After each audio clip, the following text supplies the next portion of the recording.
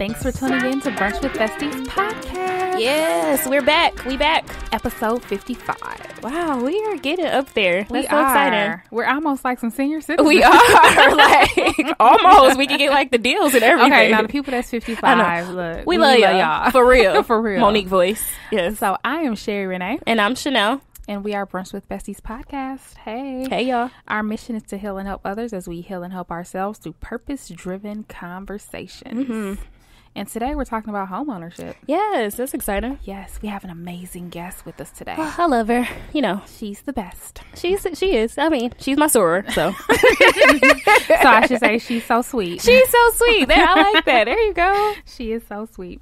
So that's what we're talking about today. But before we get into that, we're going to start like we always do.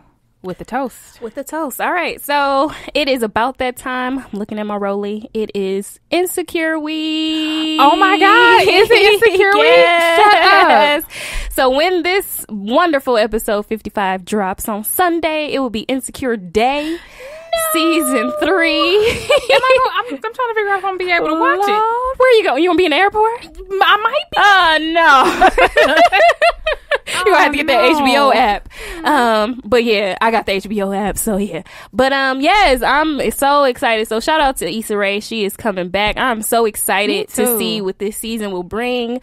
So far, it's been getting really good reviews. We already know that Lawrence will not be on this season.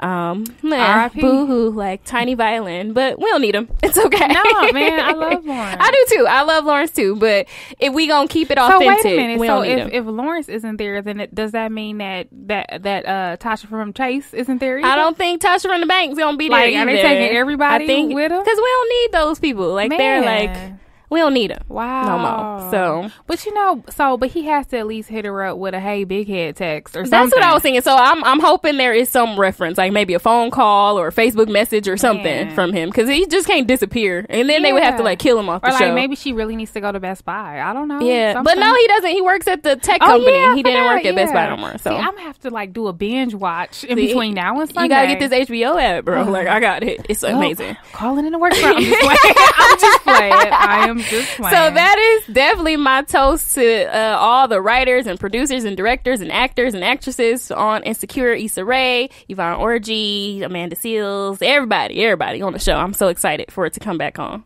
Everybody. Yeah. What about you? What's going? My toast, man. So Chanel, okay. Wait, I don't even know if this should be a toast. Okay. But Chanel broke my heart the other day, y'all. I just have to tell y'all, I can't even look at her. Wait. So I was minding my own business at home, and then my phone said, bing. And so I look at it, and Chanel had the nerve to inbox me on Instagram and let me know. Now, y'all know that I've recently become addicted to catfish. You had the nerve to inbox me and tell me that Max won't be there. And when I saw, I was like, I gotta send this to her. Oh my God. I felt like a piece of me died. Like, girl, did you read the comments? Like, people was going in on it. Did you read my comment? I commented twice. Like, I commented, then I thought about it again and went back and had to add to it. Like, I was, because first I just threw a fit. Like, I just sent like the hysterical crying emoji. But then I came back and I was just like, but who's gonna like balance out Neve? Like, I don't understand. Like, so I recently become addicted to catfish. So I've been like binge watching for like the last month because it's like 7 seasons. It is. And so right now Max is a big part of my life. He is. He's like your other bestie. Right. Him and Eve. Actually, him and Eve are my besties. I don't even know who y'all are. He said, forget y'all. I see them every day. Right. I don't see y'all every day. Neve and Max come through. Listen. So my toast is to Max because he's going on to do bigger and better things. He's making movies, and I'm happy for him. Yeah. But my heart is broken. Oh, yeah. He like, I can't. Like, first of all, I don't understand how people are still catfishing. So that's probably his thought too. Like, but how are y'all still doing this? Okay, so part of what was written was like, yeah, this doesn't seem to be winding down anytime soon. And it made me think like, okay, Max, were you expecting it to wind down? Because he said after 7 seasons. Yeah, I think he was thinking like it wouldn't go. This has not slowed down at all. At all. At all. It hasn't. Man, because they become more like private investigators now. They have. Like, they do everything. Like, I didn't expect a show like that to go so long, because I don't think Cheaters was on like that long. Like, they tried to revamp Cheaters and come back, and it was trash. But it's like, okay, eventually we not gonna let y'all catch us do this. Man. So, but good. Shout out to him. I mean, that is a good tell. So he wants to make movies, and maybe he'll make like catfish movies. I don't know. So he had, he missed a few episodes because of that, and they like either Skyped him in or they had a guest. But it's just not the same with Max. It isn't. It isn't. Well, and then Charlamagne the God is on like the web series version or something, like Catfish something. Like, he's on another brand of it. That's funny. It's called something, but yeah. So maybe they'll have him on there more with Neve. So so my toast is to Max. And I'm happy for him, even though I don't sound like it. But I am deep down somewhere in there. I am, but on the surface, I'm not. He gotta move on. He gotta move on to greener pastures. Alrighty, so let's break bread. What's going on, girl? Nothing much. It's really going. Today, my blog was actually featured on Workplace, which is the conference that's happening in Atlanta, November 2nd through the 4th. So I was really excited about that. Like, they finally like posted about it. So I was like, this is awesome. So I woke up to that good news, other than being all emotionally wrecked this morning, thanks to Mother Nature, but that's neither here nor there. So that was really great to see that, and then people like reading my words, and I still get a kick out of that. Like, people who take the time to read what I have to say. It's crazy. Mm-hmm. Yeah. So yeah, shout out to Workplace. Shout out to Coriel, who's also an amazing podcaster. But thank you for the opportunity. I definitely appreciate it. So get your weekend passes. I will be in ATL that weekend. So yeah, meet me there. Yeah, I'm gonna throw some shade at you for not telling us that you was going. Look, I specifically asked. I know you did. You and Lakeisha did. Like, so you gonna go? And I was like, oh, because I was thinking like I might come. Well, then when you asked me the first time, I didn't have a job, and I was just like, I don't know what's happening in my life. Hey, I understand. So yeah. You said, "Are you paying?" Right. That was a big part of it. Like, I ain't have it, but said, now, I'll go. I mean, right now I don't have it either, but I know I'm having it eventually, like later. So I was like, I need to go, and I thought that was important to go to really see my work in the conference book. So I was like, that'll be tight. Yes. Yeah. Yes. So shouts out to you for that. Well, thank you, boo. Let him use you. Listen, let him use me. Let him use you. Yes, God. All right, what's going on with you? Ciao. So I just found out that I will be going to Latin America. Hey. So I'm trying to get my life together. I've had a very short time to plan. Yes, you did, because you told me like the other day. Yeah, and I was like, excuse me? Yeah. You said, I need a 30-day notice. Right, exactly. I'm like, aren't the tickets too high to book right now or something? Like, what? Your company got it. But in any case, so yes, I will be there. Lit. So by the time this drops, you will be gone. That's probably where I'll be. Dang.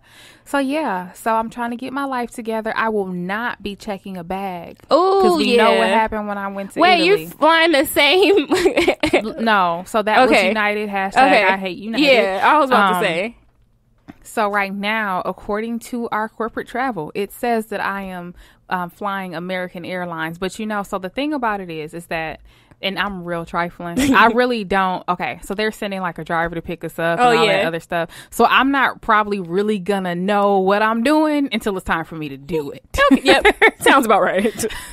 So it's different when you book your own stuff, because then but when somebody else does it and they just send it to you, you be like, okay, and then when you're like, okay, now what gate? Right, like where am I going? Right, where am I flying? Yes. Okay. But so, but I did look, because I was like, if they have me flying you, because I forgot to update my profile and tell them my preference. Oh, because I wanted to take them out, because I'm like, this is not United okay. out. Yeah. I wanted to take United out. If I could take them out as a company, I would do that. Bad. But in any case, I will not be checking the bag, because I'm not taking any chances with any airline. So I will be over the weekend trying to figure out how to.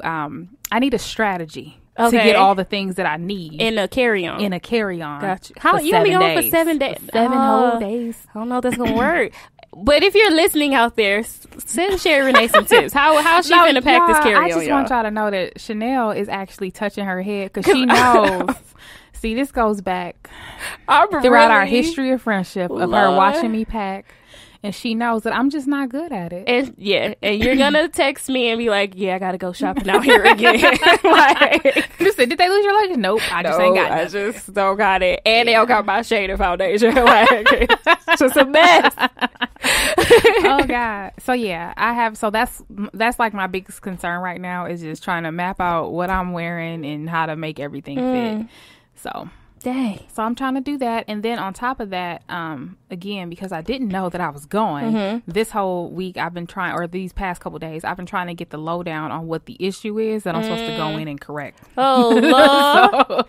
So I'm like, how am I about to go over I'm here? like, who did what to who? Right. Okay. And what's our position on it? Let's find out if Okay. Cardi B really going. So, wow. So that's it should be awesome though. yeah, so that's what I'm There trying you to figure go. out. Checking off your globe and getting those stamps. I'll take it. Yeah. What's up?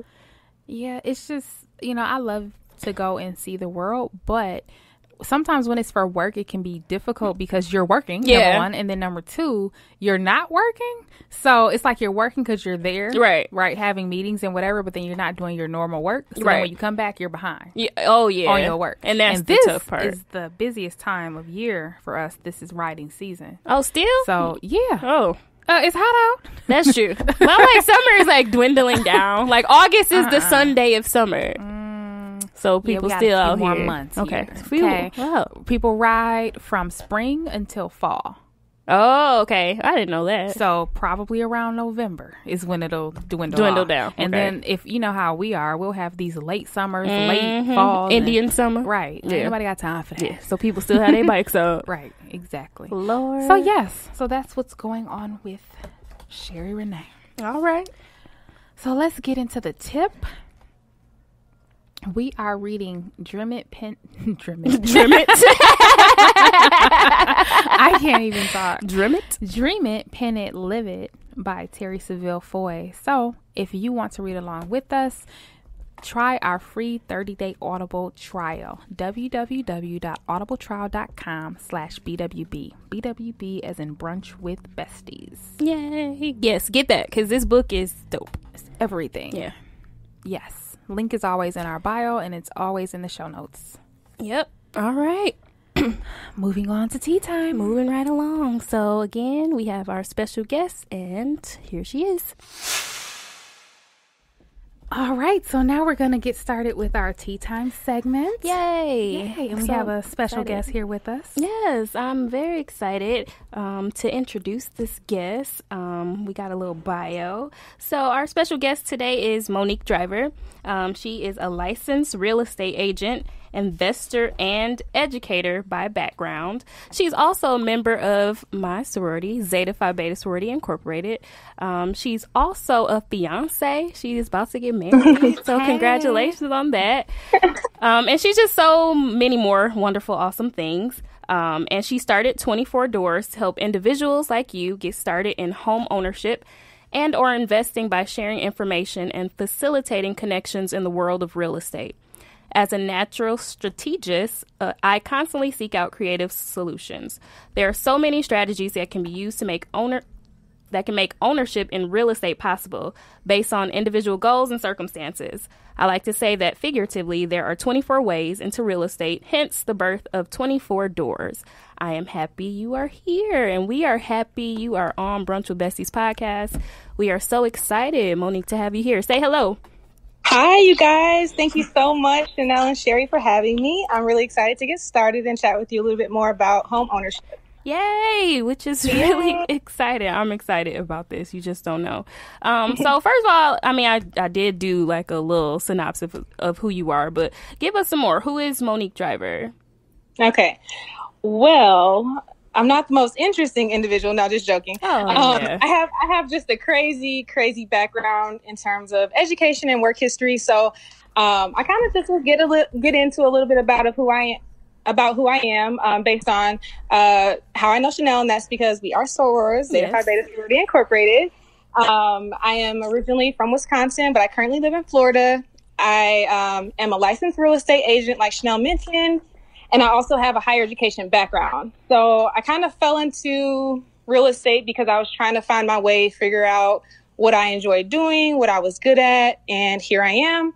That's sort of how 24 Doors got started as well. Once I found myself interested in real estate, I kind of found out what about real estate I enjoyed. And so once I figured that out, I went ahead and launched 24 Doors just a few months ago. And yeah, here we are. There are so many things I could tell you, but I'll let Chanel and Sherry guide the conversation. Ask me anything you want to. I'm an open book, so just let me know. Awesome. So you said like you were trying to figure out what in real estate you liked about it. So what do you like the most about being a licensed real estate agent? What I enjoy the most, honestly, is explaining the process of home ownership, the benefits of investing, how investing can help you build generational wealth, which I think is important, especially in our demographic. I think that I enjoy other parts of real estate, like, facilitating the process for first-time home buyers and showing homes. But what I really enjoy the most is speaking to people about home ownership overall. I am an introvert, believe it or not. So sometimes, and I actually have a blog coming soon about what it is like to be a real estate agent, but you do need to be a bit more social and extroverted. So I find myself kind of showing homes. I find myself a little bit tired afterwards. Well, very tired.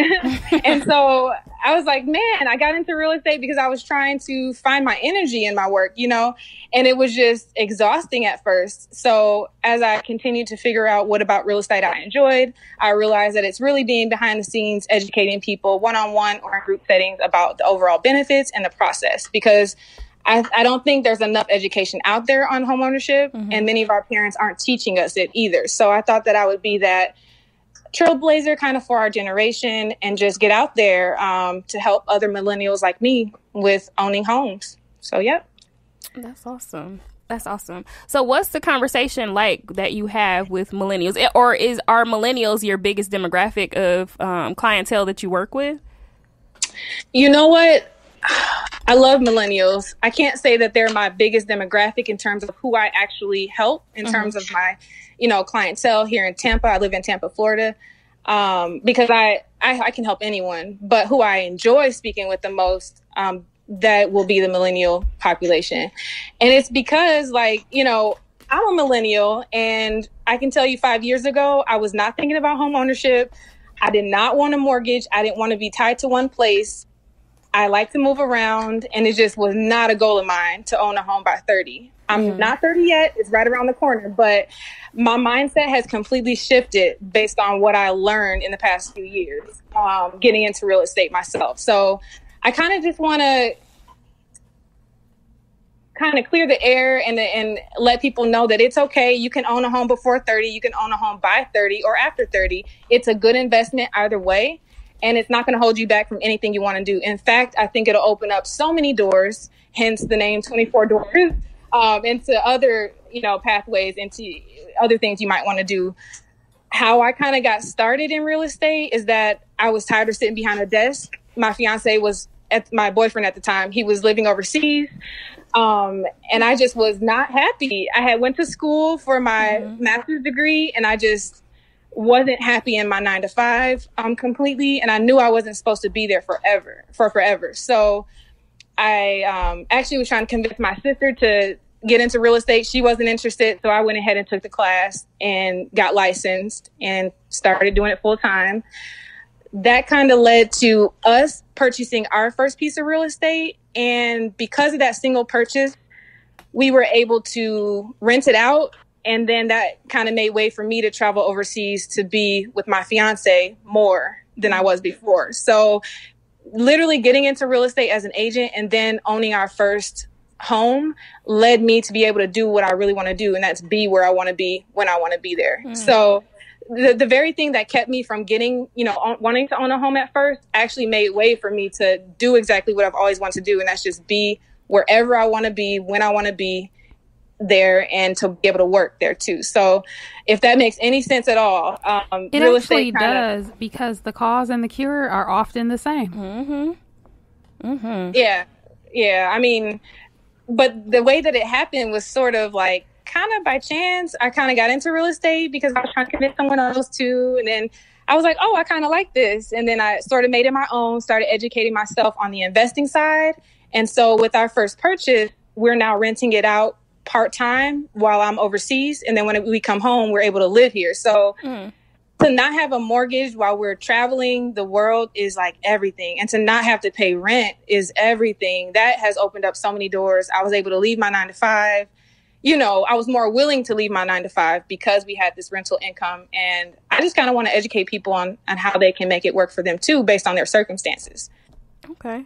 That's awesome. So I know a lot of people, maybe not a lot of people, but Chanel, for instance, thinks like, oh, well, how do I even get into this process? Like, I have student loans, and we can jump into that because you just did a very awesome blog with talking about student loan debt and how you can get that figured out so that you could start the home buying process. So let's get some myths out there. So I have a lot of student loans. Like, I couldn't possibly buy a house. What would you say? You definitely can. I would ask you if you're in any kind of repayment. I will say that I'm not a mortgage loan officer. You know, I'm not licensed to do that, but I do know a lot about the approval process. I don't think I have student loans. So we all have student loans. So it's not possible. I think you're right. You know, that's why I like to help student loans. Got student loans. Okay. Sally Mae got a Sally Mae. Okay. Yes. Okay. And we are the most degreed. Actually, Black women are the most degreed population out there. Therefore, we have the most student loan debt. And, you know, if you think about it in that sense, most of us probably think the same thing. I can't buy a home. I have all these student loans to pay back. I wouldn't be interested in buying a home. But I would just start by asking if you're in repayment. You do need to be in some kind of repayment to qualify for a mortgage loan. And my blog featuring Sonia, who's a student loan doctor, she has her own company, and she helps you with like figuring out what it is you're trying to do, where you want to go, because student loan repayment comes down to figuring out your end goal. You know, do you just want a manageable payment each month, or do you want to get approved for a home, or do you want both? You know, and how soon do you want this to happen? So you can be in a $0 repayment and still be considered paying back your loans, as long as you're in some kind of a plan to get your loans taken care of. Now, your student loans can affect your debt to income ratio, depending on, you know, how much you're paying per month. But all that, I think that a lot of people are turned off from buying a home without even knowing what their options are. So I always say, contact a real estate agent or a lender and find out what your options are first, and then go from there and to create a plan of action. You know, don't automatically assume that you can't afford a home or that you won't qualify, because you'd be quite surprised, you know. And there are options out there that allow you to purchase a home with not that much down. And there are options where you can qualify for down payment assistance. There's just so many options. And I think we overlook it just because we don't know. We simply don't know. So, yeah, that's true. And like you said, like a lot of our demographic that we don't know, because we don't have that generational knowledge where it's like, oh, well, this is what you should do in purchasing a house. Like our grandparents didn't have those things. So it's very rare, and kind of like the blind leading the blind, honestly, of what we should be doing or what we should know about home ownership and about our credit and all kinds of other things. So that's, really the truth. Another myth would probably be like, well, I can't afford a real estate agent. Can you speak on that? Oh, I love that myth because it's so not true. Yeah. Like, as a buyer, you don't pay for a real estate agent at all. You don't pay for a real estate agent service at all. What happens is the seller of the property that you're buying will pay the commissions of the real estate agent. So you won't pay it at all as a buyer. So that's definitely not the case. I think that having a real estate agent is great because a lot of people like to look on Zillow and all these other websites for what's on the market, but those websites aren't always updated in real time. They're not always accurate. So the best thing to do is to have a real estate agent sending you the listings that are available as they become available. So yeah, you can definitely you should definitely want to work with a real estate agent. I think it does come down to working with the right real estate agent, though. And that's sort of one of the services I provide. I match people who aren't in my local area with real estate agents in their local area. And I personally interview them just to be sure that if they're not somebody I personally know, I interview them to be sure that they'll be a good fit based on the person that I'm matching them with. Because I think that does matter.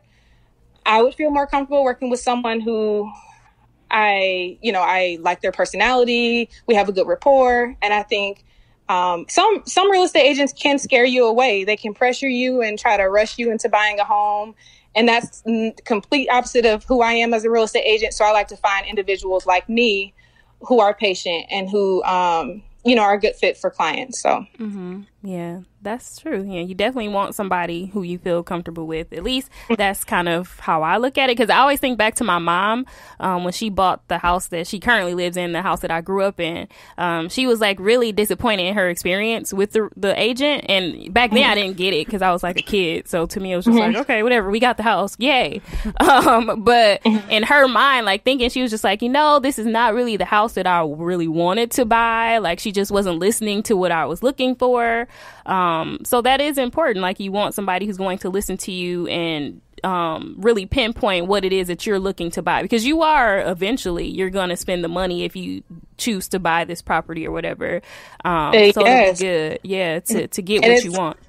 It's the biggest financial transaction you'll probably make in your lifetime. So it's definitely important. It's not something you want to rush into, and you want to trust the person that you're working with, so I didn't realize there were so many negative perceptions when it came to like real estate agents until I got into real estate. And even my fiance's mom had a poor experience with her real estate agent. So, I just kind of got not from her, but just in general, like, oh, you're into real estate. And in fact, I actually get a lot of, oh, you're in it for like the commission or the money you're trying, everyone wants to make a decent income, but what I enjoy is the flexibility and having something different to do every single day, and then being able to figure out how I can make it my own. And that's where I think 24 Doors comes in, because I can help debunk some of these myths out there about homeownership and educate people on how to build wealth. Because, buying those Jordans or going on those trips are, it's all great and all, but what are you leaving your kids at the end of the day, And so, and it's not for everyone to hop on right away. Home ownership is a big deal. So it's not to say if you don't own a home, you're behind, but you need to know that it's possible, and you need to know your options so that you can work towards it one day. So, and I think that's the biggest thing, that it is possible. And I think for a long time, just for me in general, it's just like, okay, well, I didn't know where I was going to be rooted. So I think in my mind, my perception is if I purchase a house, like I'm stuck, like I have to stay here. Yeah, that was exactly my thought on it too. I lived in Milwaukee, then I moved to Arizona, and I live in Florida. And I was like, absolutely not. I'm not committing to one place. I know that I probably won't be in Florida forever, but because I know that, I can kind of figure out my strategy, knowing that, maybe I purchase somewhere where I know it can be rented out easily if I decide to move somewhere else. Florida is really big on vacation rentals. So a lot of snowbirds come from the Northeast, and that's how we're able to rent our place out in the wintertime when I go to Japan. I actually helped a friend purchase a home in Milwaukee. I didn't help her directly, but I referred her to someone who did help her a year ago, and she lives in it. It's a duplex. She lives in it and rents the other side out. But she was the first example of someone who I spoke with. This was a year ago, actually. Someone who I spoke with, and she took what I told her and applied it to her life. And now she's, thankful that she did, because she's able to live essentially mortgage free because her tenant is paying the mortgage for the building, the duplex. And so once that happened, I was like, oh my goodness, I have to, spread this knowledge. I love talking to my friends about, Brittany Humphrey, she was on the show as well. Yeah. Oh, I need to listen to that. Yeah. She's another one. She bought a home recently in Dallas. And so after all that happened, I'm like, I need to do something. I need to do more than what I'm doing here in Tampa. I need to be able to speak to a lot more people, especially people like me in my age group, people that may look like me so that they know what opportunities exist. So that's how 24 Doors came about. Literally, I don't have the answer to everything because part of real estate, as we're building our personal portfolio, is figuring out what our niche is. And so I can't be an expert at every single thing, but I can connect you to someone who will if I don't have the answer. That's what I'll do. If you need a real estate agent in your area, I'll connect you to someone trustworthy. If you just kind of want to talk about strategy and you need someone to bounce ideas off, I can be that person. All those services are free for you as a buyer. So, yeah, that's kind of where I'm at. I really love what you guys are doing on this podcast because this is my first time being featured on a podcast and actually speaking in this way about real estate. So a lot of what I do is blogging, but I know that people don't always like to read those blogs. So I'm going to be looking for other outlets to get the information out. So I appreciate the opportunity again. Yeah. Oh, no problem. Well, thank you. Thank you. So you just touched on like buying a duplex, and you did blog about that. So the first time home buyer should consider starting a multifamily property. Just talk more about that, because I think I know who you're talking about, who bought the duplex.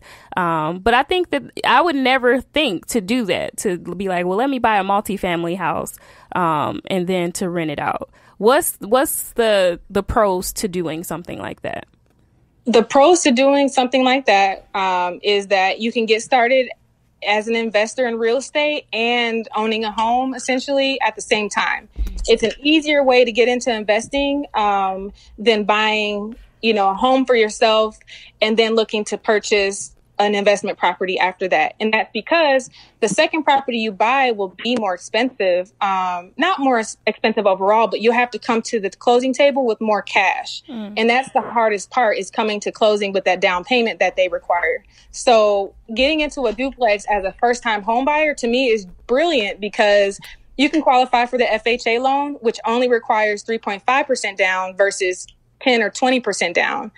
That's thousands of dollars, difference. Then, it may be $6,000 versus $20,000. So with a couple tax refunds and some other money that you have saved up, right, you can come up with that money, to get into a duplex at 3.5%, rent out the other side. And now you either live mortgage free, or you pretend that you're paying rent or mortgage like you would normally do. And now you have a little extra savings. You're paying yourself essentially after saving for maintenance and stuff.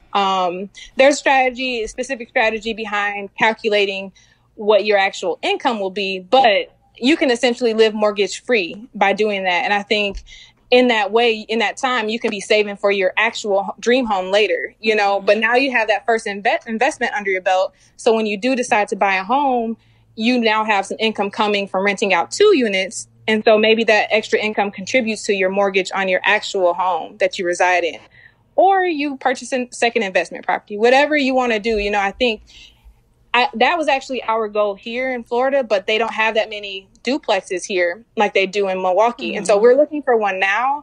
But Milwaukee, literally, I read an article about the history and why it was built, the way it was. And it's sort of similar to Cleveland. There's a couple other cities where there were a lot, because of the immigrants, there were a lot of multifamily homes being built. And Milwaukee is one of those cities. So that's why I try to direct that energy to my Milwaukee friends. Like, you need to be on this. You need to be getting a duplex or triplex if you can, because it's brilliant. And you only have to live there for a year. So if you don't want to have neighbors, you don't want to live in the same unit as the same building as your tenants, you're only obligated to live there for a year. And you can refinance it. And I won't get into specifics, but you can get out of that, and purchase something else later. So I think it's the way to go, especially if you're interested in investing. Yeah, that's interesting. Wow. Okay, I like that. So I definitely want to hear, because you talked about how you kind of fell into becoming a real estate agent. And you've done some other things, because you've done like beauty products at one point. So you've dabbled in a lot of different things. So let's talk about your purpose. How is this all interconnected to what your purpose is? I have not quite figured out. You know what? And I think a lot about purpose. I probably post a lot about purpose here and there. I don't think I'm purposed to do one specific thing. I think part of what makes me happy is figuring out what I enjoy, what I'm good at, and kind of figuring out how to, how to weave that into my day-to-day life. And freedom is a big thing for me. Being able to not be tied to one thing or to one place is important to me. So that kind of being able to get into real estate and be flexible in that way kind of makes me feel like I'm on the right path, because not that many people, and I'm not saying real estate is the only reason why, that I'm able to do this, but I think a lot of people are unhappy at their 9-to-5s. And so I knew where I was at. It's not that I hated it. I just knew that it wasn't where I was supposed to be. Mm-hmm. So I can't say that I have one single purpose. I was into skincare products. I still am into skincare products. I plan to relaunch that business soon. But yeah, I think that entrepreneurship allows people to be creative, and that's what I've been able to do in the past 2 years. And that's what makes me happy. And so, I love talking to other people about their entrepreneurial dreams. I love, talking strategy. So I feel like I'm purposed for something greater. I haven't exactly pinpointed that yet, but I know that what I'm doing day to day is what makes me happy, so that's as much as I have figured out now. I am an educator at heart. I went to school for higher education, and I love interacting and helping people figure out their paths. So I think that kind of translates well to real estate, because you're helping people on their journeys to home ownership. So I think it does all go hand in hand. My skincare business, that's my heart. That's my pride and my joy. I love natural skincare. I've always had skin issues all my life. And so launching that was more of a hobby turned into a business. And I just needed to kind of fix some things before relaunching. So that's what I'm doing now. But real estate is my primary business right now. So, yeah. Awesome. Yes. So definitely I'll be on the lookout for the relaunch for that. Okay, yes. Because the body butter was bomb. So, yes. I will definitely be on the lookout for that. That's exciting. So I'm excited to hear that's coming back. Yes, it is definitely coming back. And I hope to have it on somebody's shelf, so you can go to your local Target or somewhere to get it. But well, there you go. You heard it here first on Brunch with Besties. We're going to claim it and speak that into existence. It'll be right next to, the Carol's daughter and all that good stuff. Okay. So, yeah, we're going to claim all of that. That's awesome. Awesome. All right. So, yeah, you definitely helped a lot of people, and you definitely are one to, you give people resources when they want to purchase homes. And any new projects that you're working on right now? Yes. And I don't want to say too much because I'm not exactly sure when I'll be able to launch it, but it will be under the 24 Doors umbrella. I would just say that if you enjoy reading, this is something that you'll want to pay attention to. I personally enjoy reading. And I noticed that a lot of people are really into self-empowerment and just, self-care and all that stuff. And so for me, reading is a big part of that. So with the same idea of incorporating all the things I love into my business, this is another venture that I'll be exploring soon. And I can't wait to bring it to you. So definitely follow me on Instagram, subscribe to my website at 24doors.com, and you'll be the first to know when it is coming. But I can tell you that it's coming very soon. Okay, so one of the things that you mentioned was that there's 24 ways to get into real estate. Can you list some of those ways or kind of inform us of what those are?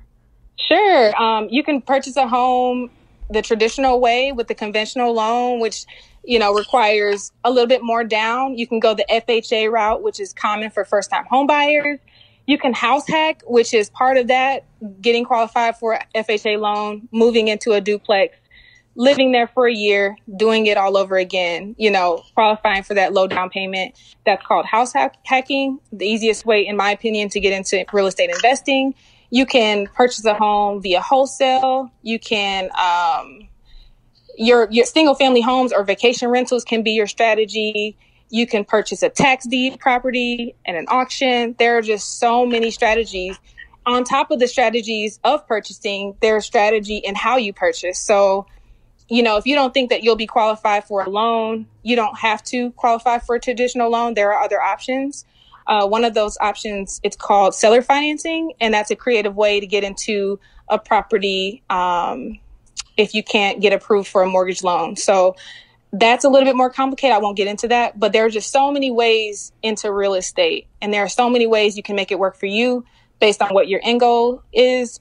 So yeah, definitely check out my website. I'll be blogging on each of those strategies soon. But yeah, those are just a few. Awesome. That is good. This is real good. So if you're listening, guys, be sure to take some notes because this is great. So then what would you say has been the most difficult part about starting this business? Honestly, I think the most challenging part by choice is that I'm trying to make it my own. So most real estate agents focus on their local communities. They pick a farm area and they work there physically. They know the ins and outs of the neighborhoods. And that's not something I'm doing full time. I'm trying to be creative in how I get the information out there. And so without really having too many people without seeing too many people do it like I'm trying to do it, it's hard to kind of create that on my own thing. But it's a blessing and a curse because I'm able to create it my own way and kind of lead the way in that. 24 doors is something I haven't seen too many people do. So it's a challenge, but it's sort of a challenge by choice. I could be the traditional real estate agent and only care about the people here in Tampa, but that's not really where my passion is. I love talking to people like me, millennials. And so that's kind of what I'm doing with 24 doors. I think that's the most challenging. If I'm speaking in terms of being a real estate agent, in the traditional sense, getting clients is also very difficult, especially because I travel so much. So my next blog, which should be released next week, is actually talking about what it's like to be a real estate, or what you should consider if you're thinking about getting into real estate as an agent, because there are a lot of misconceptions about that too. And so I kind of want to clear that up because I get a lot of people interested. You see me showing homes, these beautiful homes, and you think it's all, you think it's everything, but there is a lot more behind the door that you don't see. So I kind of want to talk a little bit about that too. So. Okay. Yeah, that's good. That's good. Awesome. I was going to ask you about the Airbnb. Now, is that something that you and your fiance do as far as like rental property, or are you all actually like renting out your space when you all are not there? Or is it more like a vacation? Because like you said, Tampa is very vacation spot.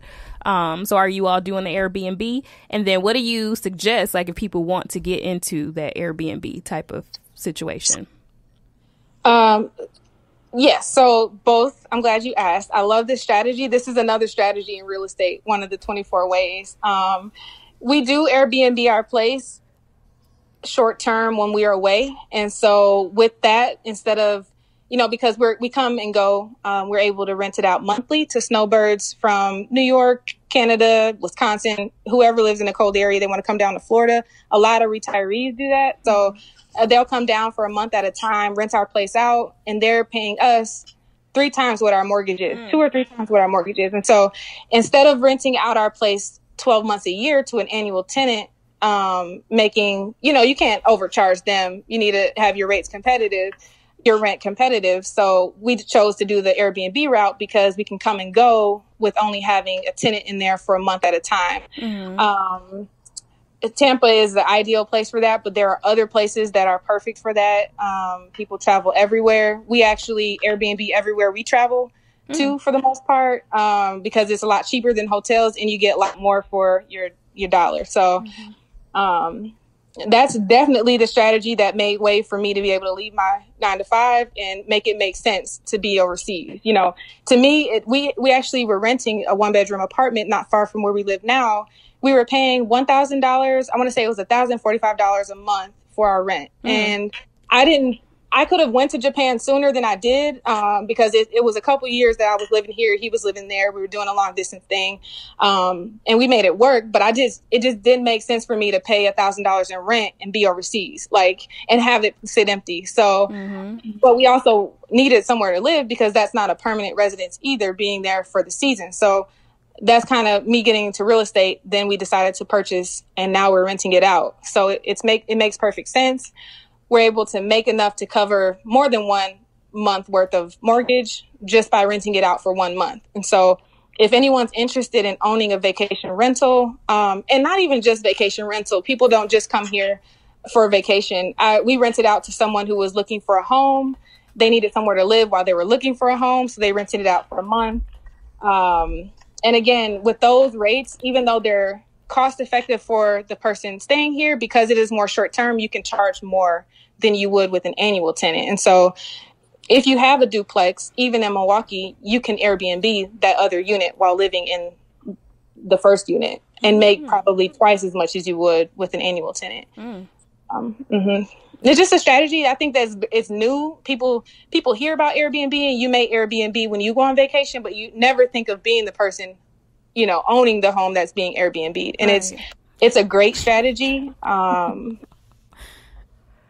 Yep, it's a great strategy. It is. And I love Airbnb too. So shout out to Airbnb. Yeah, shout out to Airbnb. It's amazing. All of our best trips. Yes, Airbnb are amazing. It's home. It does. Home. It does. And it's not so hotelish. Yeah, like you're not waiting for towels and being irritated calling the front desk. So no, I love. But I think it's dope, like, to consider buying a property and then flipping it to do that. Like, I think that's a great idea. To just build some money and, like, you do what you want to do. I mean, that's the goal, right? That's what we all want to do. We want to do what we want to do. So I think when I first started 24 Doors, everyone was saying, "Oh, this is so different. We haven't seen anything like this." And I'm like, well, if you're like me and you want to live creatively, you need to be creative. And, like, being overseas for part of the year, that's a bold move to think that I could do that and still have a career, because career is important to me. I couldn't just be there not working, I need to be able to utilize this degree. I need to be doing something. And I loved entrepreneurship. So I was like, well, let me start this brand, and I could help other people, and while helping myself, be where I want to be. Everything I learn, again, I'm not an expert in every single thing, but literally as I learn it, I'm sharing it. Like, this is honestly an outlet for me to not bug my friends as much about, things, because I can talk to them all day about, this is what I learned. This is what you should check out. I'm able to blog about it and get it out to the world. Hopefully people are, reading. I do realize that what I'm inspired by you guys is that you have a podcast, and it's another outlet. Not everyone likes to read, so I think podcasts are great. So yeah, thank you. I can't thank you enough for having me. I think is that collaboration and just that Black girl magic is just, it's just everything. So I appreciate that opportunity again. And yeah, I hope to be able to do more videos and get the information out other ways, because awesome. I think it's important. I totally could see you, like, on a channel, like a travel channel, like doing some type of real estate like that, which is funny because I watch a lot of those type of shows. What do you think about those shows, like House Hunters? Like, how realistic is that show? Like, I'm always like, how they get this big, how they get qualified for this? Like, I don't understand. And then they like, yeah, so what do? You be like, I'm a dog walker. Like, it'd be stupid jobs. I don't know. It's like, it's so cool to watch it, and it's, especially if you're into I used to watch Trading Spaces. I don't know if you guys remember. Yep. I love those kinds of shows, but I think there needs to be more on the other flip end of it, like the education side. How do people get into these homes? Like, because you can't tell me that you walk dogs for a living. Like, I'm not buying it. Like, right. Or what kind of dogs are you walking? Right. Like, what person's dog? What do they do? Forget what you do. I'm always what do the person so confused? Like, how they get these qualified for these huge loans, and they're like, yeah, our budget is $500,000. Yeah. And I'm like, what? I don't know. I would like to. It's a little bit unrealistic to me. I do watch them too, but, like, I don't know. I think there's so much more to it than that, you know, than just finding something you like, putting a couple dollars into the rehab, and boom, you have a new home. Or, honestly, and I'm so different than I think a lot of real estate agents, because if I'm working with the client or if I'm talking to somebody, I'm going to encourage them to hold on to their house versus sell it. It would help me if they sold it, and they sold it with me, because I would be able to sell it for them. But I think it's beneficial to hold on to the homes that you buy, for the long-term appreciation, the cash flow, being able to have equity, leave something for your kids. Like, I don't think we highlight that enough. And I think that would be cool to have a show about that somehow. I don't know. Maybe that's later. Like having something, because if I had known in college what I know now, and that's what 24 Doors has so many different meanings behind it. But if I had known at 24 what I know now at 29, almost 30, I would be 5 years ahead of where I am. And I think where I am is in a good place. But if I had just known, like, my refund checks from school, I would have put that in the bank. My roommate and I would have saved up and probably bought the house that we lived in. We would have owned a duplex in Milwaukee and, been paying ourselves essentially in equity. Right. You know, and then when we graduate, maybe we rent our entire duplex out, because imagine how much money you spend over the course of your 20s in rent. Yeah. It's just so much. Like, I saw a table, and actually if you download my ebook on my website, I have a table there where it shows, like, if you pay this amount, $700 in rent over 10 years, you would have paid more than a down payment, probably the entire house. You know, it's just so much money. Like, it's crazy. So if you can kind of get out of that, and buying isn't for everybody. Like, I don't think that people should feel pressured to buy just because they see everyone else closing on homes. Like, you need to make it make sense for you. So while I would love to own a big home, that's not in our plans right now because it doesn't make sense for us. And so, you know, if it doesn't make sense for you to own a home, period, a condo or whatever it is, then don't. Like, wait until it makes sense for you, but know that the rent that you're paying you're never going to see that again, you know? And so if you're going to pay anybody, and most times your mortgage can probably be less than what your rent is now, you know? Because if you think about it, the rent you're paying is contributing to somebody else's mortgage. So not only is it covering their mortgage, they're making a little bit of money off of it each month too. So you're obviously overpaying. So, I don't know, just keeping that in mind, you know, not completely canceling the idea of home ownership like I did 5 years ago. I think that's important, not to pressure people, but to inform them so that they can make decisions, you know, better decisions, I should say. Yeah, I agree with all of this. It's very informative, and our listeners, I know, are going to get a kick out of this, because right now, I mean, I feel like right now I'm in a space where, like I was telling you before when we were just on the phone, like, I had never really wanted to buy a house because I was like, I didn't want to feel stuck in Milwaukee. Like, I wasn't sure if I wanted to be here.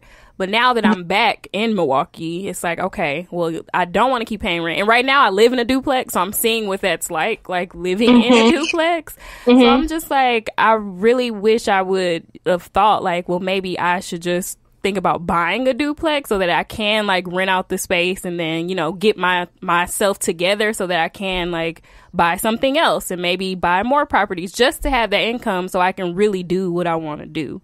So that's now I'm thinking more realistically, like, okay, let's get your student loans together. Let's get some debt together so I can really start positioning myself to do those things. And you definitely still can. Like, it's never too late. It's never too late. I say that all the time. Like, you don't need to be on anyone else's timeline but your own. As long as you know the opportunity is there and it's possible, you can work towards it. Because a lot of people, we don't know it because we weren't taught it. We weren't, you know, we didn't learn this in school, unfortunately. Like, you know, so it has to come from somewhere. And so when the time is right, you'll have the information you need. You can make that decision. But just know, like, you know, that duplex you live in, you're paying someone else's mortgage, you know. Every day.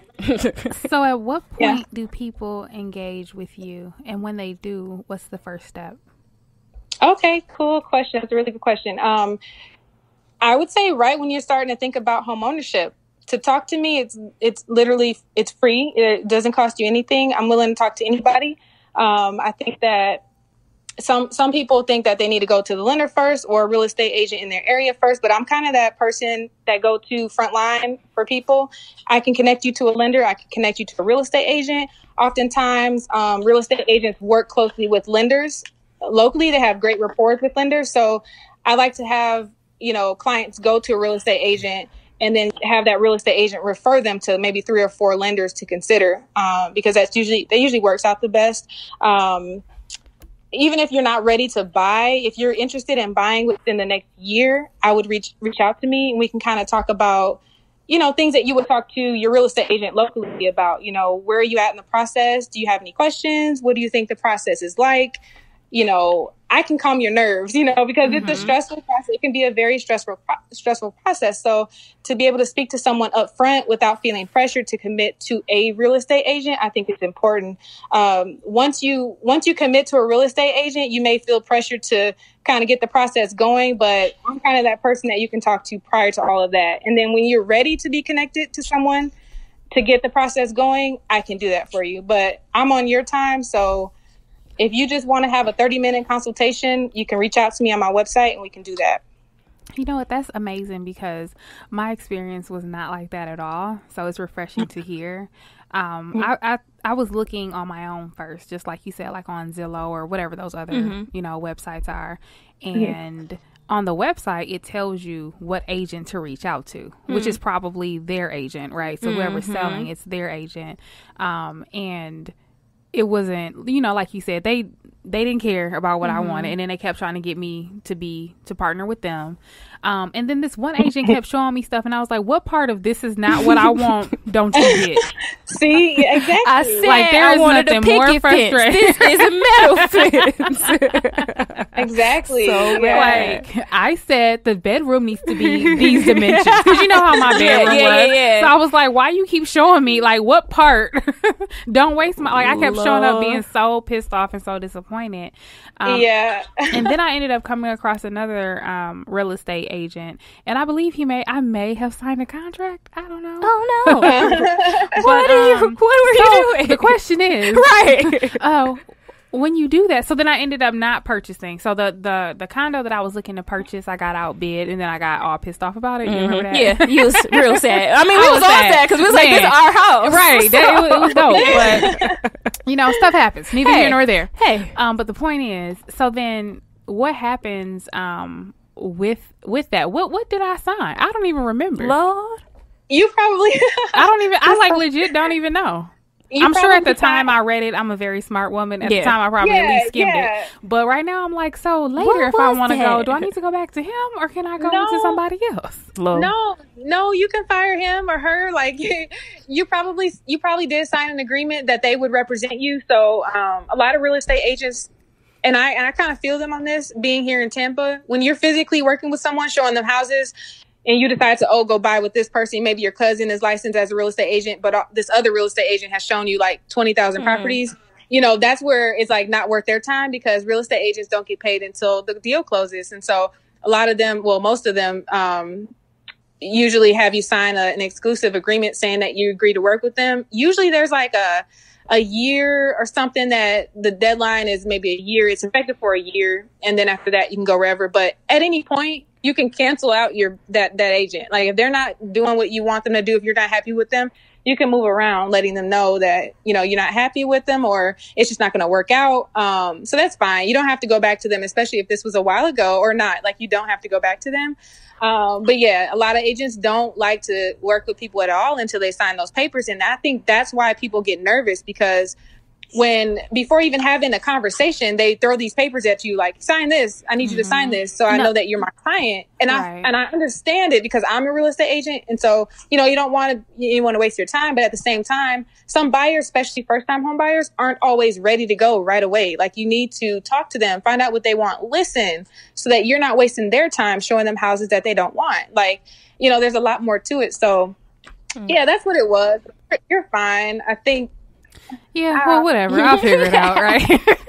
Yeah, I mean, I've never gotten myself in anything that I haven't been able to talk myself out of, so it'll be okay. She'll get it back. That is funny. Yeah. Said I could have signed my whole life away. Hey, whatever. I don't care. I'm good. Right. But no, the first agent, I was really upset. Like, I was just like, I didn't sign anything with him. I was just like, I just stopped answering his calls, because I was like, no, I don't want to come meet you. I'm sure it's something that I will hate. Yeah. Like, no.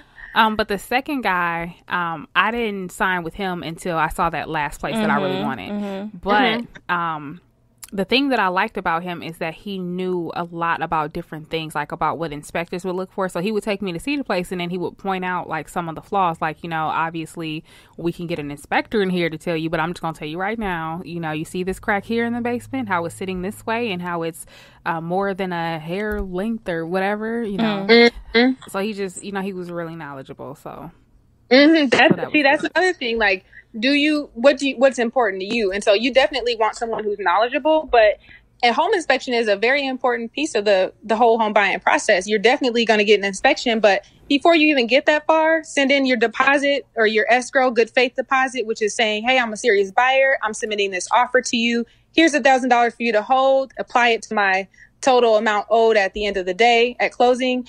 But before doing all of that, you want to know that the home is in good shape. And so while we're not inspectors or general contractors or anything, you should be knowledgeable about the major items, at least that would fall under an inspection, like the roof, all those things. And so I think a lot of buyers, especially those who are on top of it, like for real, need agents who are similar in that, because there are some agents that just open the door and let you walk around, because some people, I've shown houses to people who are like this, they don't like for you to walk next to them every single room. They kind of just want to go explore. And so all of that matters in the personality, how they exchange information, the communication, if you can call them and they'll answer, and so I think that's where I play a role, where I can match you with someone who you tell me what you're looking for and I go find that. If I don't already have a contact, because part of what I'm doing is building good rapport with agents in other cities, so I can have a go-to person take care. I know in Dallas,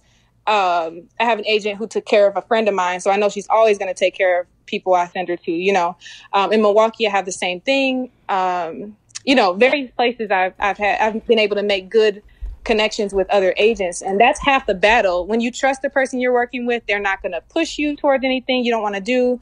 It's going to be an overall great experience, and you want that experience to be good, especially if it's the biggest financial transaction you'll ever complete, Yeah, and for your first time, because those first impressions kind of stick with you. So if you had that notion that, this person don't really care what I'm trying to do, like you keep sending me to houses that I told you I don't like this house, and you keep sending me there. So then that'll follow like every real estate person with you. Like, well, this person don't know what they talking about either. Like, I don't know. Like you're gonna feel like a little like I don't really trust you to get and to sell me what I'm actually looking for.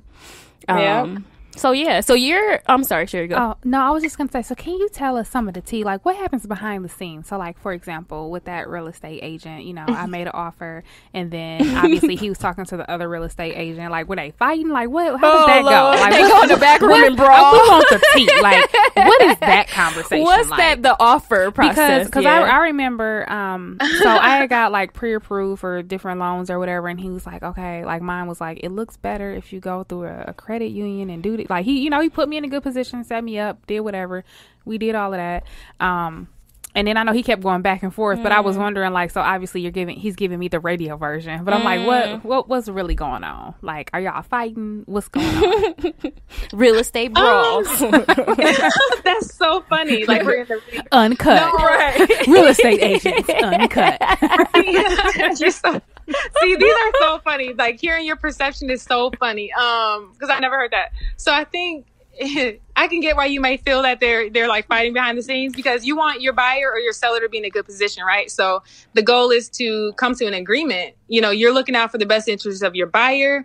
The listing agent should be looking out for the best interests of their seller. And so how it works is you're pre-qualified. You go out, find a home that you love. Your buyer, your agent should tell you what is a reasonable offer. If you agree, you guys move forward, submit the offer, and usually you give the listing agent and the seller 24 to 48 hours to get back to you.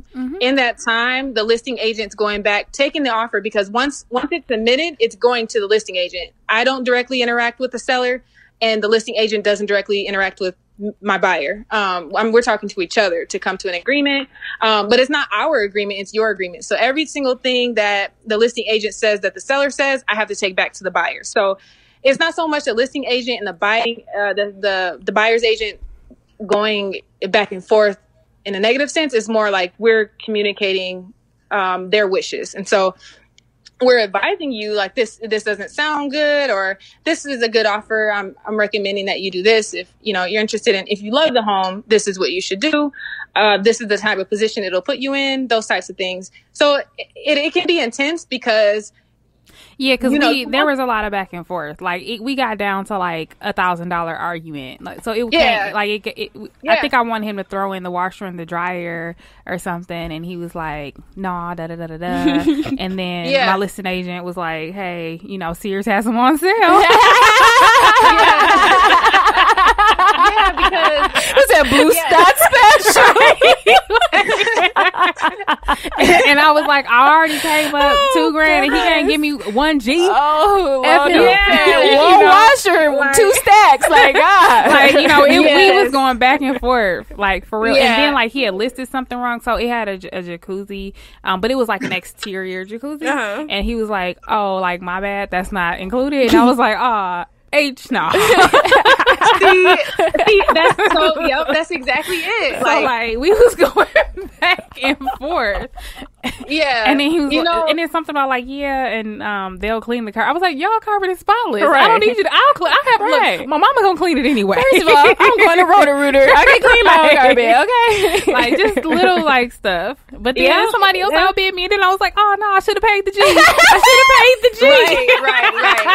I should have paid the fine. And when I tell you that I was heartbroken, like I still be talking about that place. I still look at the pictures every now and again. Wait, is it still listed? No. I got outbid. Yeah. They sold it to whoever else was bidding. Okay, so someone did buy it. Yeah, I mean, it does come down to like nitpicking, and understandably so, because the seller wants every single dollar they can get, especially after they pay all the commissions, all their fees and stuff like that. The buyer, you want the best deal too. And so I've had first time home buyers who absolutely refuse to buy unless it came with the appliances, like because buying appliances after the fact, that's a hefty dollar, especially after you put down the money at closing, you know. So as a real estate agent, and how I'm supposed to wash my clothes? Right. Lord, right. You bought a home so you wouldn't have to go to the laundry. Exactly. That's why I was pissed. Like I was like, no, he's gonna give me this washer and dryer, or he's gonna come down his money because man.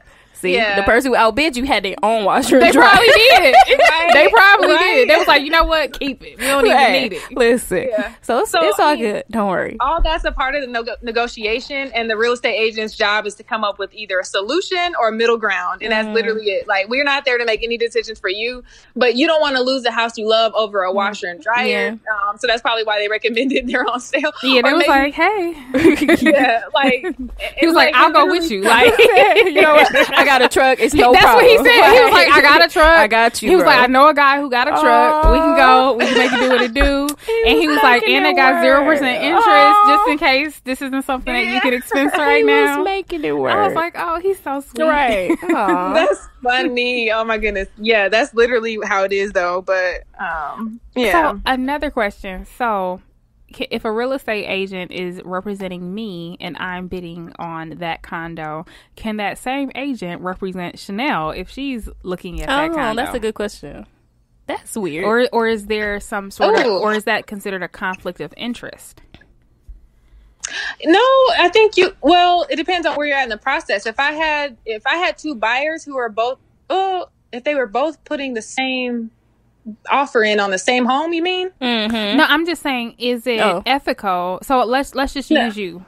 So let's just say that you're representing myself and Chanel, and we just so happen to be looking at the same house. Maybe we don't know each other, right? But we just so happen to be looking at the same place. So now you're going to that agent, the seller's agent, and you're bringing them two packages, one that has Chanel's name and one that has Sherry Renee. I get it does. I wouldn't personally do that because I think it would create a conflict, but it does come down to the agreement you have. Is that agent representing you exclusively, or are they representing you in the transaction, just making sure the transaction doesn't fall apart? I wouldn't do that. I personally don't think that's ethical. I'm sure some people come up with some creative ways to do that. There is a way, though, that you can represent both the seller and the buyer in the deal if you're a transaction broker. But it comes down to what you are disclosing to your client. And that's where I would feel a little bit uneasy because I couldn't do that. I would probably refer that business to someone else who could.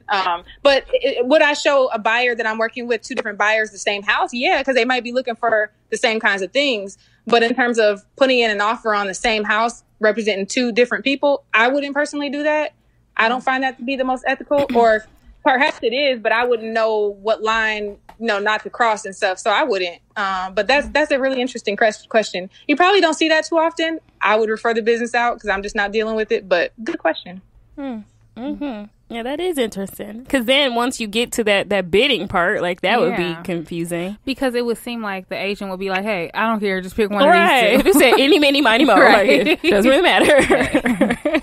Right. And yeah, two different buyers could bring two different offers completely based on what they're approved for. Yeah, so, right, exactly. If you're approved for an FHA loan because you you need a lower down payment and you only want to pay 3.5%, you might not have additional money for closing costs, which is another expense. So you may ask, hey, seller, I'm giving you $250,000. Here's my offer. But because I'm giving you exactly what you asked for, I need you to cover my closing costs, which is usually 3% of the purchase price. So as a real estate agent, I would say, hey, my buyer has $250,000. They are going to offer that, but they need you to cover the closing. That's still a pretty good offer. It does ask the seller to accept about a few $1,000s less than what we're offering, essentially. But no, that's a completely different approach than someone who's approved for conventional financing, who can pay cash for a property. So now maybe they offer $245,000 in cash, but they don't need any help. So do I accept the 250 with help or 245 in cash? It's just so many different ways you can go with it. And that's where the real estate agent helps to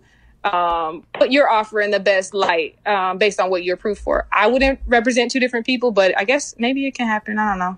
Every state has their different laws and stuff too, but I wouldn't do it. That's interesting. It sounds like dating. Like, we have to be exclusive. Right. It is. It's like matchmaking. It literally is like matchmaking. Yep. You're trying to find. It's a long-term commitment, right? It is. It is. Just like business partners. I was just listening to a podcast on the way here, and they were like, entering into a business relationship is like a marriage. It is. You want to make sure that it's the right person that's going to weather the storm with you, that's going to be there, that's going to, and I think that's the truth. Because like I said, with that first agent, I was like, I'm done with this relationship. Throw it in the trash. Don't ever call me again. Right. Lose my number. I'm good, love. Right. Enjoy. But with the second one, I was like, yes. Come on, bestie. Right. Showing people pictures of him, like, and this is my agent. Isn't he cute? And he offered to put my washer and dryer in his truck. In his friend's truck. That is funny. Oh, that is hilarious. No, but yeah, that's a great analogy that it is kind of like dating. They're the matchmaker out here. And you know what else? I feel like he was really starting to understand the type of stuff that I liked. Because, sometimes I think when it's your first time buying a home, you don't know what you don't know. And then they expose you to more. And that's what he said. He was like, there's 3 places that I want to take you to today. Not even saying that I think you're going to want them, but I just want to test your interest. You know what I mean? Because there's some things that you just probably have never even considered. Okay. And so then it was like, that is important to me. I do want that. Yeah. Yeah. Like, I don't really care too much about that other thing. Yeah. For example, I just had a buyer who we're under contract now. So we just put in an offer yesterday. It was accepted today. So we're on the path towards closing. But before this all happened, I knew what she was interested in, but she could probably afford a new construction home, like built, brand new. She could afford that based on what she was interested in. She would like it and she could afford it. But a lot of people think new construction is completely out of their range. They could never buy a brand new home, but that's not always true. The thing with new construction is that, and I had to, I went and showed it to her and then explained to her how it worked. She decided not to go with that, but you can afford a new construction home just like any other home. What it comes down to is paying more at closing. So if you do have a little bit more cash and you can come up with the money for the down payment and the closing costs, you can still afford a new home, like a brand new home. And so that's another thing people don't know about. Like, the closing costs may be a little bit high, but if you plan for it a year or so in advance, you can save up, or you can put to the side, a couple tax refunds if you have them, or get some down payment assistance, because there are so many programs out there that help with down payment assistance. There's so many options that people just don't know. So if your goal isn't to invest and you want that big home, that new home, you can have that. I would encourage you to invest first, but you can still own a home. At least you won't be paying rent forever, Right. And that's it. You don't want to do that, because I'm already tired of paying rent. Like, every time it rolls around, I'm like, again. Like, I just paid you last month. All right. But one thing I will say, though, in terms of paying rent, there are some investors that don't have a mortgage. They refuse to buy a home because they see it as a liability. They only want to own rental properties. So they pay rent in wherever they live, and they have all these other rental properties that they're making money off of. So some investors... Yeah, and I understand that side of it. I still think home ownership, in any way you do it, is good. But I can understand why someone would want to rent but own other properties, because you're living in the house that you have this mortgage on is not making you any money. Exactly. It is building you equity. It's building you equity, but why not have a tenant in there who's building that equity for you? Because they're paying the mortgage, which is contributing to your principal. You know, it's lowering your principal balance. So eventually you're going to own a home clear and free, and be able to, and actually part of the whole strategy of paying down your mortgage or using other people to do that is that if there's enough equity, you can pull that money out and put it to another home. And that's sort of what we're doing right now with our condo. It has appreciated so much that we can pull money out and put it into another investment. And so that whole process was brand new to me. And so that's another thing I want to help educate people on too. That's good. I didn't know that. Well, that's interesting, but I can see why somebody would want to do that too. But yeah, I'm in it for the what am I gonna leave my son? I guess that's what it comes back to me. Yeah. So we all know back in the 99. It was not the 99, but back in the but you know, for me everything's back in the 99 and 2000, but back in 2008 and 2009, that's when the whole housing bubble and everything happened, and that's why a lot of people have foreclosures and things like that now. Would you say that people need to be concerned about that happening again? I think there's always going to be some kind of a correction or shift in the market, but real estate, if you're considering investing, you have to be willing to take some kind of risk. It's just a matter of what risk you take and how great the risk is. So I think real estate is one of the safest investments you can make. You know, if you're not willing to take any risk, you don't have any business investing. But I think you should be concerned. You want to make smart investments. So maybe it's finding a real estate agent that understands you're looking to find a property that appreciates, or maybe not appreciate, but you're looking to make some cash flow, because those are two very different things. And you can buy two different types of homes based on that, what you want, based on the two of those things. So yeah, I think you should be always mindful of that. But part of that came from lenders writing bad loans. Yes. They were writing terrible loans, and these people couldn't afford them. You know, so. But one thing I will say too though is so I got a pre-approval for a loan, and it was for like a ridiculous amount, and I was thinking like, okay, I guess I qualify for that, but I would never sign up for this. So, even though I do agree that there were lenders writing bad loans, but I think that we also have to know that we can't just accept anything. Just because we got approved for something doesn't necessarily mean that it's a good idea. Exactly. And I don't remember, I talk a lot about it, but I'm not sure if I've actually blogged about it. But you can be house poor. You can go buy a home, that you can afford on paper, but everything you're making each month is going towards your mortgage. So you're sitting there with no furniture, or right, because my real estate agent was like, oh, well, if you really want this and this and this, well then I was like, no, I gave you a budget, right? Because I had a certain goal. So the whole reason why I started looking for a condo was, number one, because I didn't want to mow any grass, but number two, because my apartment, while I did love it, and when I say love, I mean love, I loved it. It was a condo style apartment, had everything I wanted, but they kept raising the rent, and I was like, dang, I could own my own place. Yeah. But I had certain parameters. I didn't want to. My whole thought was, for this amount of money, I could own my own place. So my goal was for this amount of money to own my own place. Right. Yeah. Not for double this amount of money. Yeah. Not for 3 times this amount of money, but for this amount of money or less.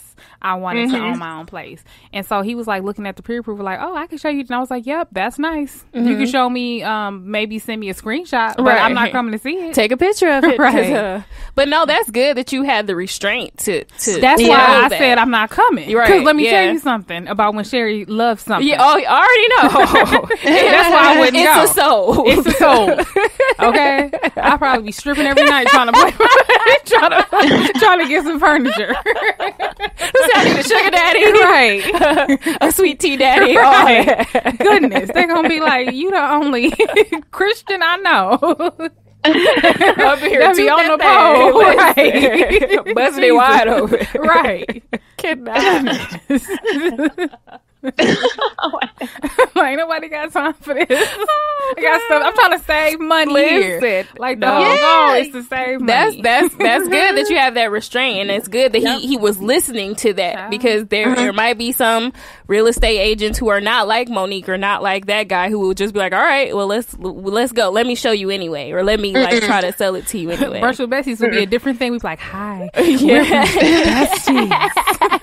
Call now. I don't even have a voice for that. Me either. They're gonna be like, girl, bye. Right. Who's chat? Right.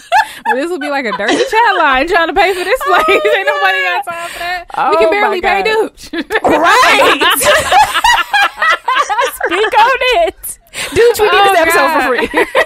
I was gonna call Dooch and be like, do we have a credit? I was told by your assistant that we had a credit. He gonna be like, first of all, I cannot breathe right now. Okay, I'm sorry. Sometimes I just get a little bit off track. Good times. Good times. No, but you make a really good point. You should only buy what you can afford, and if you know you're not trying to exceed a certain limit, don't do it. Like regardless, like you don't want to put yourself in that position, because who wants to own a home but be broke every month? Like that's exactly what you were doing before in that 1-bedroom apartment in downtown or wherever it was. You know, like you and that's why I like working with buyers, because buyers should be speaking to their lender, and I'm helping to facilitate that. But at the end of the day, the buyer should know how much the monthly expense is going to be before signing anything, before closing on anything. You should know what to expect. And so, the buyer that I'm working with now, that we just got under contract, she is approved for a lot more, but she knew her income, her monthly limit, her mortgage limit. So every house that we found that she loved, I said, okay, these taxes on this house are this much. This is going to bump your range, you out of your range. Do you still want to do it? And so, that's kind of the conversation we had. And every single house that we found, I was able to speak with the lender to see what her monthly would be, to make sure that we would be in that range. And so that's all important. There's so many other things than just showing homes that go into like being a real estate agent, being a good real estate agent, I should say. You got to calculate everything: the water bill, all of the it, gas bill, HOA. If there's an HOA, and then condo fees, your lawn maintenance. Like I think you definitely you build equity, but how much are you trying to pay each month, like to do that? Ooh, yeah. Think of all them bills, got me sad. Like that is a lot. Like, but on a good note, home ownership is good. It is. You're right. I was almost off the deep end. Like I don't know, y'all. You got depression. Yes. I meant in water bills and electricity. No, as soon as you said we energy, I was like, oh no. It take all my money. Oh, man.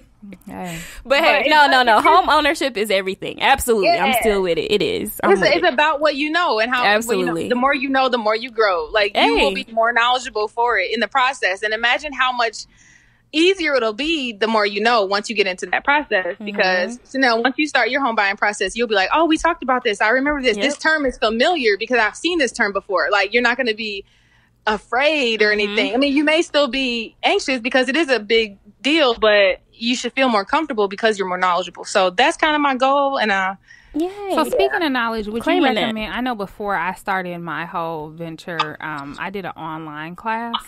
Would you recommend that somebody do that? Or because honestly, while I did the class and there was a test that you had to take and whatever, I just kind of feel like this conversation was more beneficial to a certain degree. So would you recommend that someone do the class, or just find the right agent and have the conversation, or maybe do both? Okay, I thought you were talking about becoming a real estate agent, because that's also a good question. But no, I'm talking about the home ownership class. Buying a home. Yeah, buying a home. I think it comes down to who you work with. I think the more knowledge you have, obviously, the easier the conversation will be. You could probably ask other questions, things you're not sure on, things you need clarification on. If you have that online class or whatever class it is you take, they have so many home buying workshops that are usually free.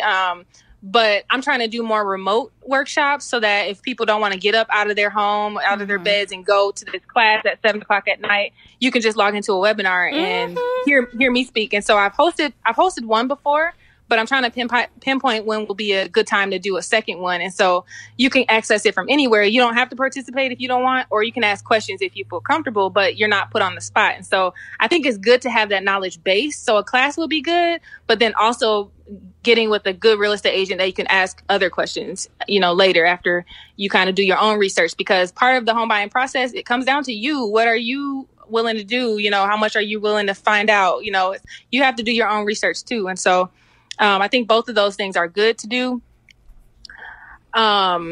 If you're trying to be a real estate agent, that's a whole nother conversation, but a class is also great. In-person class is good for that as well. But yep, the more knowledge you have, the easier it is. That's good. Yes, definitely. Let us know when that webinar drops so we can. Yeah. I will do that. Absolutely. That's amazing. All right. Any final thoughts for Miss Monique Driver? Well, we can do our to-go box. So sure. I'll say for my takeaway. So I love the name, right? So 24 doors. One of the things that my pastor always says is that you don't know what you want until you know what's available. And so I think by you just kind of laying out hey, there's not just one way to becoming a homeowner. It looks different. There's 24 different ways that it can be, that it can manifest. And so then that way people don't feel so boxed in and they just have to find the way that fits them. So that's my biggest takeaway. That's good. That's really good. That was good. I think my biggest takeaway from this conversation was to have the feeling to do what you want to do. And I think another common theme that kept coming up is the more you know, the more you grow. And I think that's an important thing. So homeownership can look scary and feel scary and unsure because, like I said, as Black people especially, we don't have that generational knowledge of what this looks like. So learning more, asking questions, and going to someone who is more knowledgeable about it is definitely comforting, especially for my situation. So I'm looking forward to seeing more of what 24 Doors has to offer as far as blogs and webinars. So I'm excited to really learn more about homeownership. Thank you. You guys are amazing. Oh my goodness. Thank you so much for having me. I really appreciate it. You asked all the right questions. I love you guys. And oh my goodness, I just love what you're doing. This is important. And this platform that you've given me to speak is just amazing. So thank you again. And yeah, you can contact me if you have other questions. Of course. I'm here. Of course. I'm on social media. Why don't you run down everything? How can people find you? Okay. So I'm on Facebook. My 24 Doors site or page is just at 24 Doors. On Instagram, I'm starting the Instagram just for 24 Doors. That's also at 24 Doors. And then my personal Instagram, where I also release a lot of my blogs as I transition to the business page, is _Moni_D. So that's how you can find me on Instagram. Follow me. Feel free to also subscribe on my website because that's where I release my blogs first to my subscribers. And you also get a free ebook too about, starting the home buying process if you subscribe. So feel free to do that and stay tuned because I have something exciting coming soon. Awesome. And 24 Doors is spelled out 24 doors. Yep. The word 20 and the word 4. Yep. Awesome. Yes, well, thank you so much again. You. Sora, you are amazing. And I don't even want to say good luck because you're already doing an amazing job. But, keep it up. We are watching. Okay. Yes. Thank you so much and keep doing what you're doing. You guys are great. Oh, thank you. All right. All right, love. Bye. Bye. So thank you for tuning in to Brunch with Besties podcast. Until next time, peace. Thanks, guys, for listening to Brunch with Besties podcast. Be sure to find us on iTunes, Stitcher, SoundCloud, iHeartRadio, now YouTube, and Google Play. Basically, we airware. Don't forget to subscribe to us on iTunes. Leave us a review and rate us. We would so appreciate that.